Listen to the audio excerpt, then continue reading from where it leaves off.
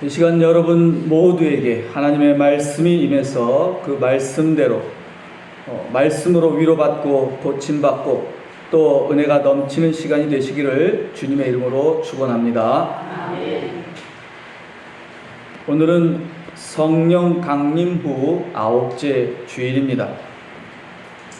오늘도 먼저 말씀 제목을 다 같이 따라해 봅시다. 섬김으로 교회를 세우라. 예, 쉽죠? 섬김으로 교회를 세우라. 말은 어려운 말이 아닙니다. 여러분들이 다 이해할 수 있습니다. 매우 쉽습니다. 하나님의 말씀은 매우 쉬워요.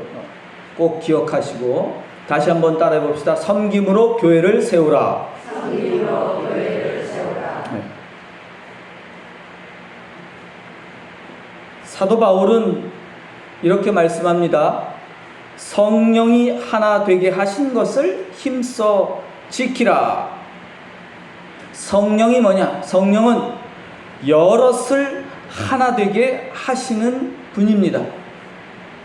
성령이 하시는 일이에요. 뭐라고요? 여럿을 하나 되게 하시는 분이다. 무슨 뜻이냐? 하나 되게 한다는 것은 교인들이 서로 화목하게 지내도록 한다는 겁니다.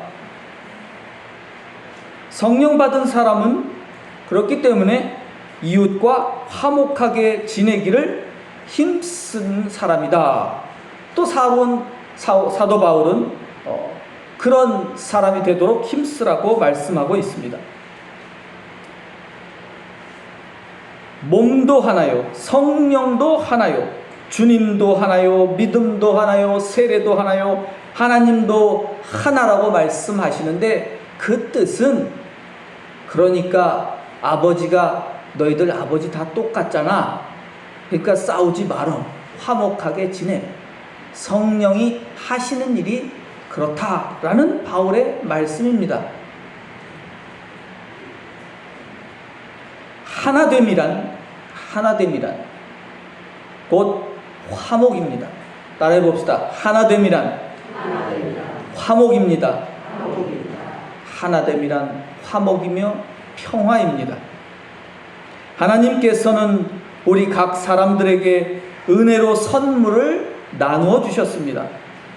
그리스도께서 여러분 각자에게 은사를 주셨습니다. 선물을 주셨습니다.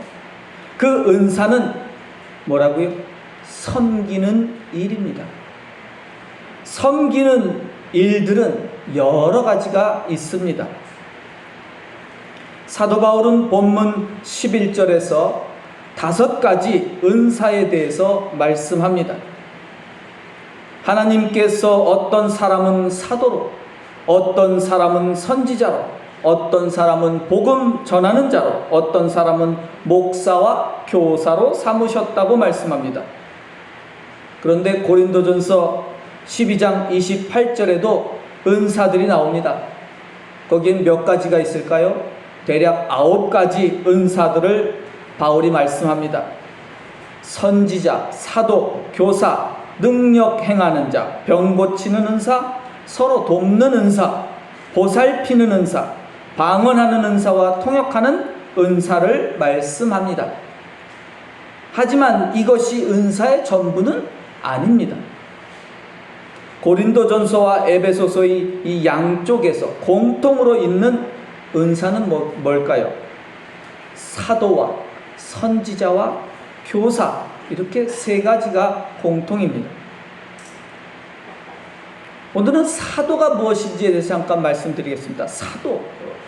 사도가 무슨 뜻입니까? 사도란 본래 왕의 소식을 가지고 외국 왕에게 그 소식을 전하는 전달자입니다. 사도란 옛날 말로 사신, 그렇죠? 또는 사절, 즉 그 한자 말을 풀면 그냥 파견된 사람입니다. 보냄을 받은 사람, 우리말로, 순우리말로는 그렇습니다. 성경에서 사도란 하나님의 말씀을 받아서 세상에 그 말씀을 전하는 사람입니다. 성경에서 누가 사도라고 불립니까? 주로 예수님의 제자들이 사도라고 불렸습니다. 특별히 예수님을 직접 따라다니면서 말씀을 듣고 배우던 제자들을 사도라고 했습니다. 하지만 단 한 사람 예외가 있습니다. 단 한 사람 예외가 있습니다. 예수님을 직접 따라다니지도 않았음에도 불구하고 사도라고 불리는 한 사람이 있습니다. 누구일까요? 바울입니다. 사실상 바울은 예수님을 직접 본 적이 없습니다. 예수님이 살아 계실 때 옆에 따라다닌 적 없다 이 말씀입니다. 다만 예수님께서 십자가에 죽으시고 부활하신 후에 예수님을 만났다고 바울은 고백합니다.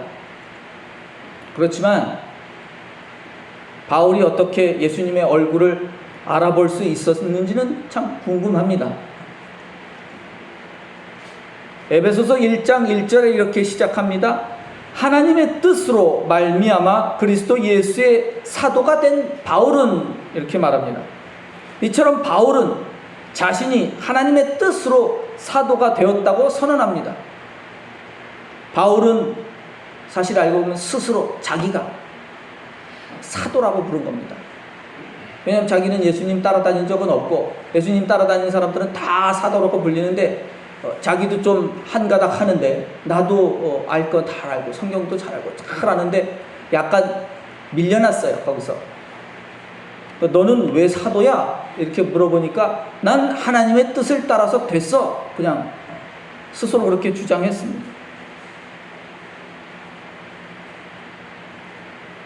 바울처럼 누구든지 하나님의 뜻을 따른다면 그 사람도 스스로 사도라고 부를 수 있을 것입니다.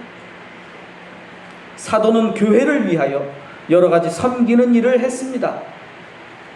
사도행전 6장 4절에 사도들이 이렇게 말합니다. 우리는 오로지 기도하는 일과 말씀 사역에 힘쓰리라고 합니다. 말씀 사역이라고 했죠. 사역. 많이 쓰는 말입니다, 여러분. 사역. 말씀 사역이라는데 이 사역은 봉사라는 뜻입니다. 지난주에 배웠듯이 디아코니아입니다. 말씀 봉사입니다.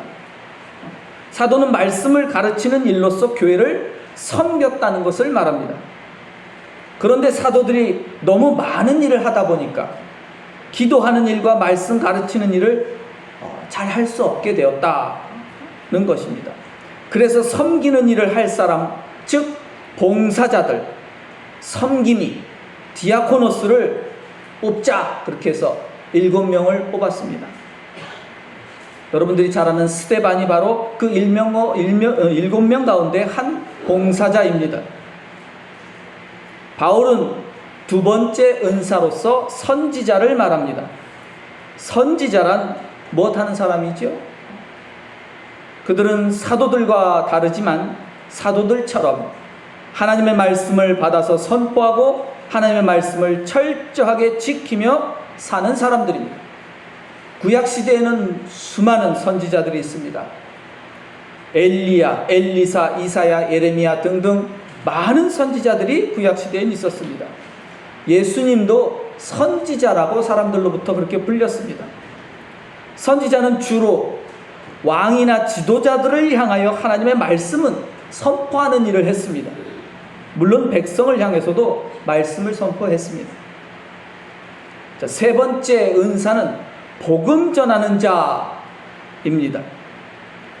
전도자라고 부르기도 하는데 하지만 알맞은 표현은 복음 전파자입니다. 복음이란 기쁜 소식 혹은 좋은 소식이란 뜻입니다. 예수님의 말씀과 섬기신 일들을 전하고 그 말씀을 지키며 사는 사람을 말합니다.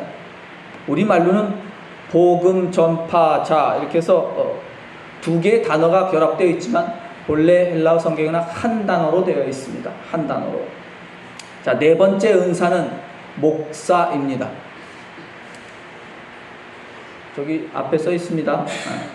네 번째 목사입니다. 그런데 이 목사란 말은 신약 성경에서 여기 딱 한 곳에만 나옵니다.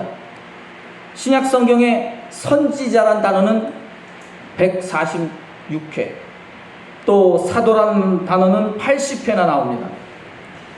그리고 또 집사와 관련된 말들은 한 100회 정도 나옵니다. 그러나 이 목사란 단어는 단 한 번 나오는데 사실상 그것은 목사가 아니라 목자라는 뜻입니다. 헬라 성경에는 목자라고 쓰여 있습니다. 성경에는 본래 목사란 말이 없다는 겁니다. 목자란 말은 성경에서, 신약 성경에서 19번 정도 나옵니다. 목자란 양을 치는 사람을 뜻합니다. 짐승 치는 사람들은 다 목자입니다. 염소 치는 사람도 목자입니다. 예수님은 나는 선한 목자이다 라고 말씀하셨습니다. 예수님은 자신을 선한 목자라고 여기셨습니다. 그럼 목사란 말은 어떻게 생겨난 걸까요? 이 5번째 은사는 교사입니다.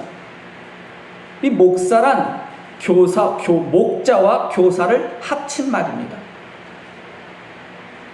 이 한국에서만 목자를 목사라고 부르지 다른 나라에서는 거의 다 목자라고 부릅니다.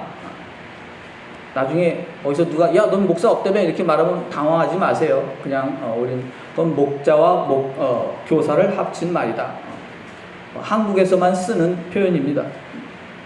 영어로는 패스터라고 하는데 독일 말로도 다 똑같이 부릅니다. 파스토와 같은 발음인데 다 목자라는 뜻입니다. 사람들은 예수님을 주로 뭐라고 불렀죠? 여러분도 아십니까? 저기 교사가 59회 정도 나오는데 신약 성경에 그 대부분은 예수님을 부르는 말입니다. 선생님이라고 불렀습니다.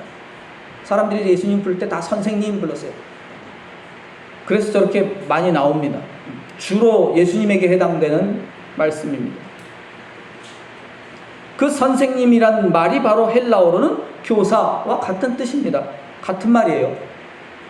선생님 혹은 교사란 말은 신약 성경에 저렇게 많이 나옵니다. 예수님이야말로 목자이시며 동시에 선생님, 교사이셨습니다.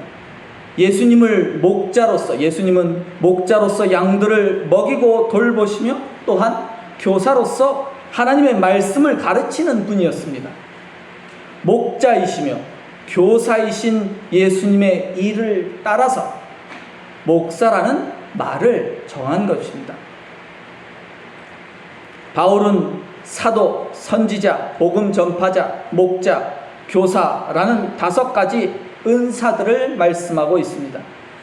이 5가지 은사들은 무엇을 하는 걸까요? 12절에서 설명합니다. 이는 성도를 온전하게 하여 봉사의 일을 하게 하며 그리스도의 몸을 세우려 하심이라. 이 5가지 은사들은 봉사의 일, 즉 섬기는 일을 위한 것이며 그리스도의 몸을 세우기 위한 것이라고 바울은 말씀합니다. 그 5가지 은사들이 모두 섬기는 일이며 그리스도의 몸을 세우기 위한 일들이라는 것입니다.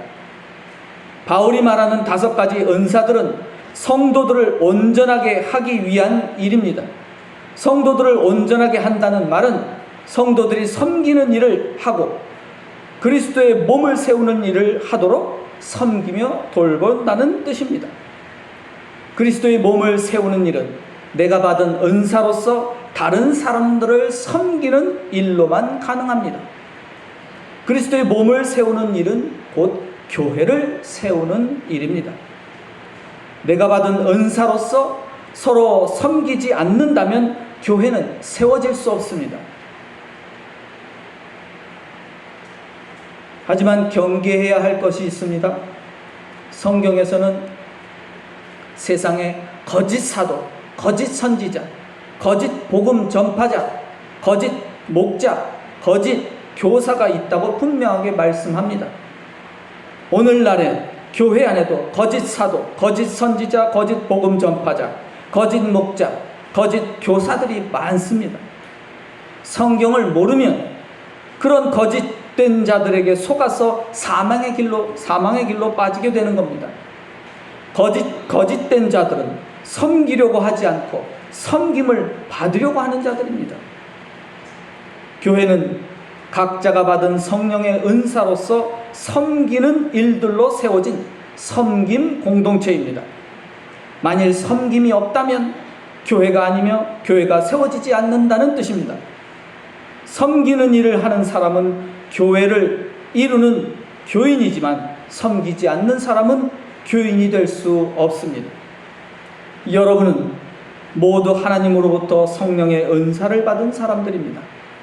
그 은사로서 형제 자매를 섬기는 일에 힘쓰는 사람이 되어 그리스도의 몸을 세우며 하나님의 교회를 세우는 하나님의 자녀가 되시기를 주님의 이름으로 축원합니다. 기도드리겠습니다.